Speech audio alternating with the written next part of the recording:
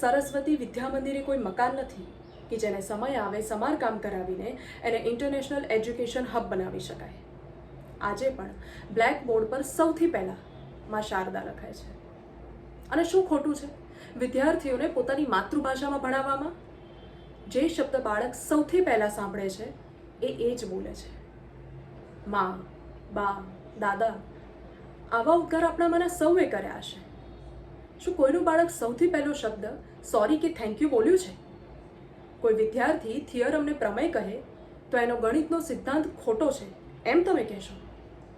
આર્યભટ્ટ, જેણે ગણિતના સૌથી મોટા આધાર સમા શૂન્યની શોધ અંગ્રેજીમાં નહોતી કરી. હું મારા વિદ્યાર્થીઓને કર્ણના બદલે કર્ણ અને અર્જુનાને બદલે અર્જુન બોલાવવા માંગુ છું. જ્ઞાન એ કોઈ ભાષા નથી, જ્ઞાન એ પ્રકાશ છે જે આપણી માતૃભાષામાં સરળતાથી છલકી ઉઠે છે. બસ મારે આટલું જ કહેવું છે.